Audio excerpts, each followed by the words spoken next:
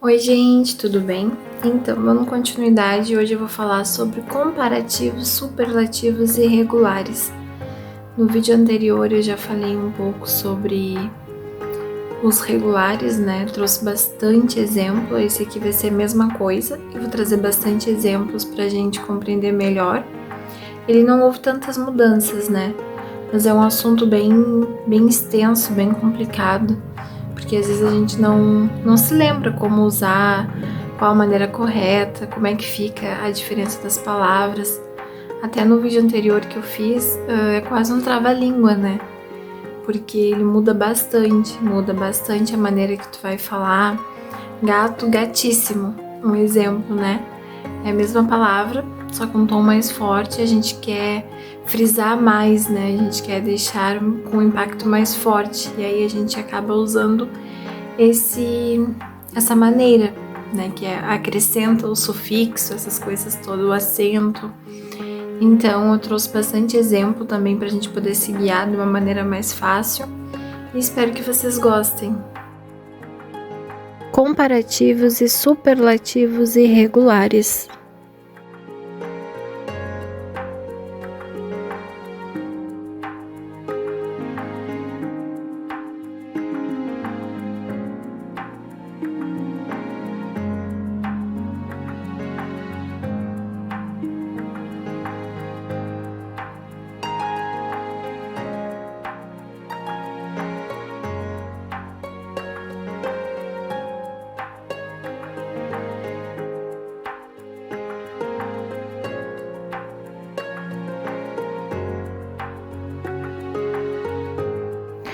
Ao nos referirmos sobre os adjetivos, remetemos-nos à ideia de que os mesmos mantêm uma estreita ligação com os substantivos, cuja função é caracterizá-los.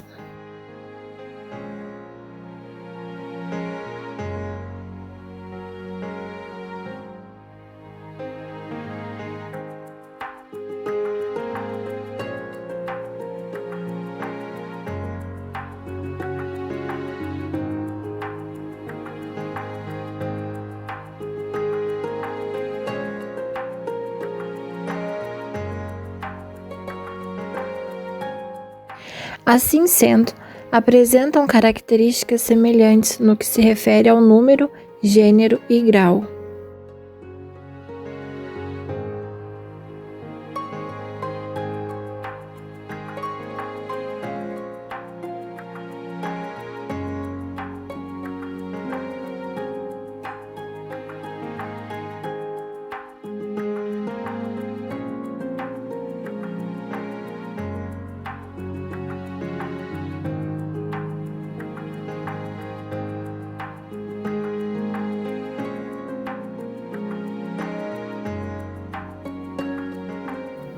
E, por assim dizer, enfatizaremos as particularidades pertinentes ao grau, com o objetivo de compreendê-las da melhor forma possível.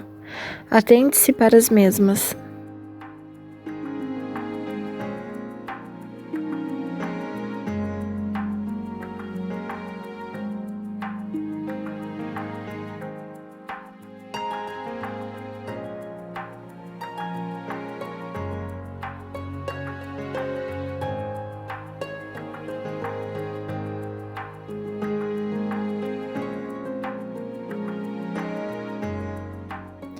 O grau dos adjetivos subdivide-se em comparativo.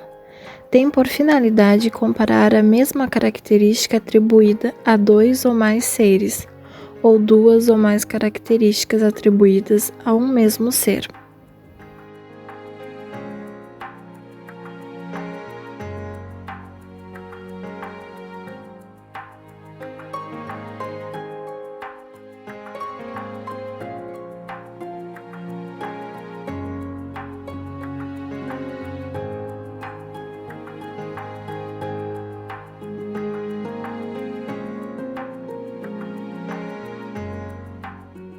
Comparativo de igualdade. Marcela é tão esperta quanto sua prima. Comparativo de inferioridade. Marcela é menos esperta que sua prima.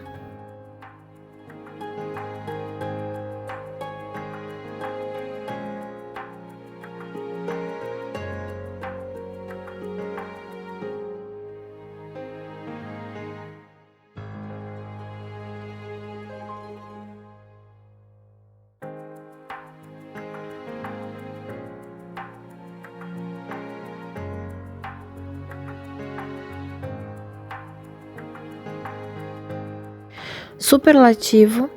A característica atribuída pelo adjetivo é intensificada de forma relativa ou absoluta. No superlativo relativo, essa intensificação é feita em relação a todos os demais seres do conjunto.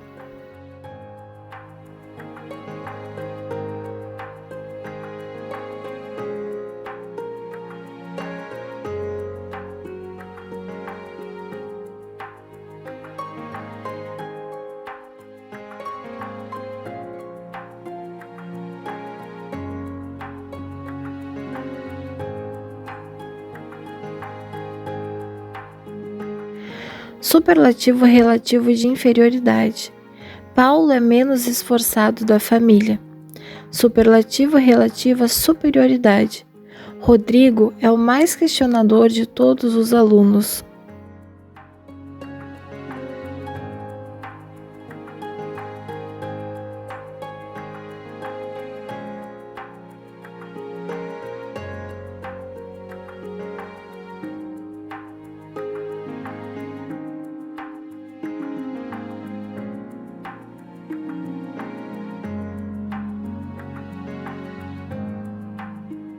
No superlativo absoluto, a característica é evidenciada de modo exagerado, sendo que ele apresenta-se sob duas formas específicas.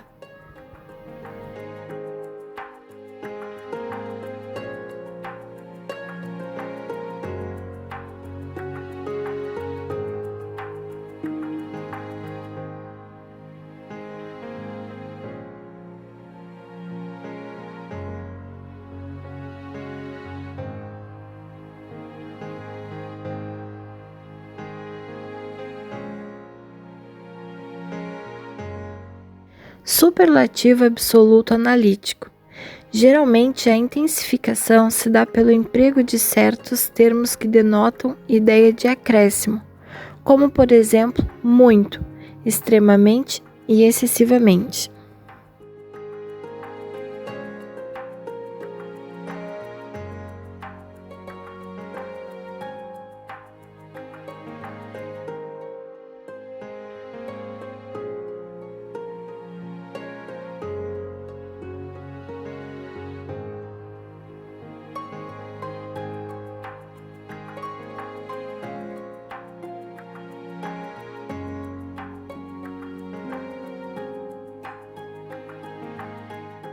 Estamos excessivamente ansiosos pelo resultado das provas.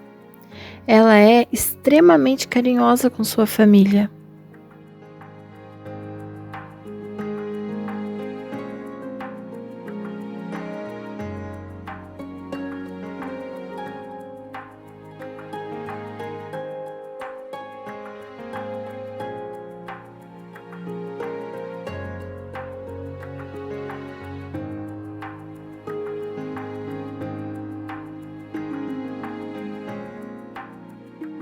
Superlativo absoluto sintético. Evidencia-se pelo uso de sufixos, tais como íssimo, rimo e imo. A secretaria é agradabilíssima.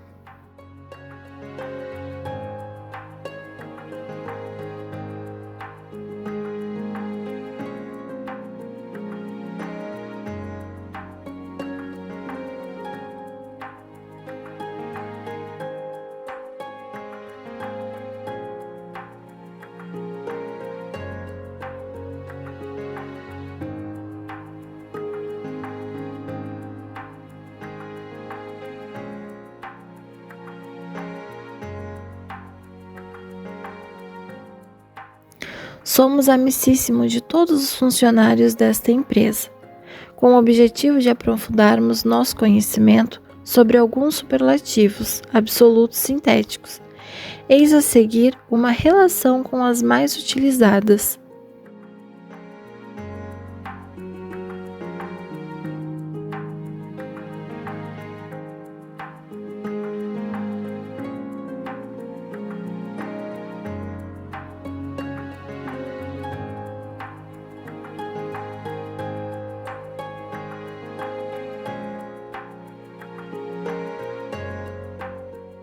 Superlativos irregulares. Em português, 4 adjetivos de largo uso possuem um superlativo absoluto sintético, regular, e outro irregular. Adjetivo: bom. Forma regular: boníssimo. Forma irregular: ótimo. Adjetivo: mau. Forma regular: malíssimo. Forma irregular: péssimo. Grande. Adjetivo: forma regular: grandíssimo ou grandessíssimo. Forma irregular: máximo ou mínimo.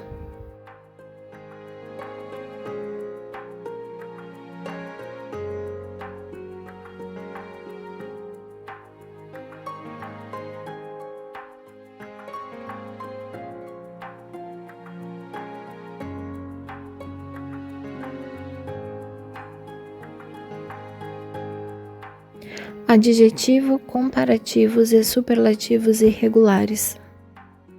Grau normal: bom, mau, grande, pequeno. Comparativo de superioridade: melhor, pior, maior, menor. Superlativo: relativo de superioridade: o melhor, o pior, o maior, o menor. Absoluto sintético: ótimo, péssimo, máximo, mínimo.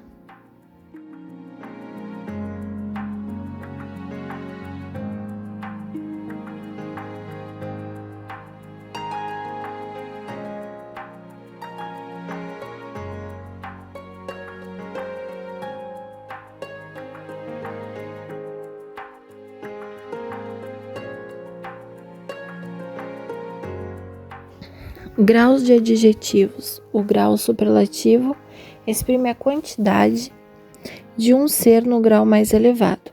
Grau superlativo. Relativo. De superioridade: o João é o mais alto. De inferioridade: o Ivo é o menos alto. Absoluto analítico: a Ana é muito alta. Sintético: a Maria é altíssima.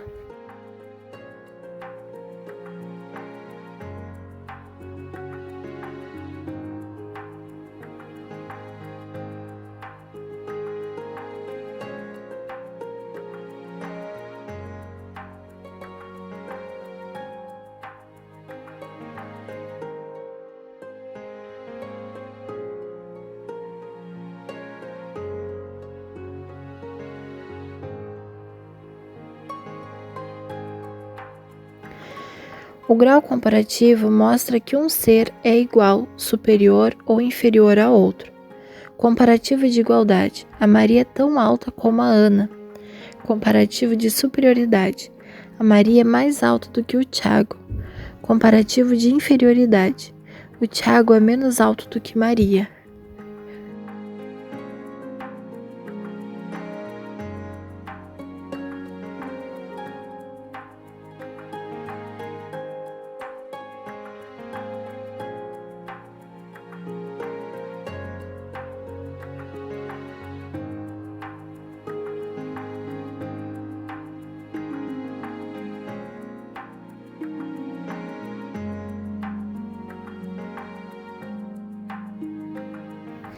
Grau normal.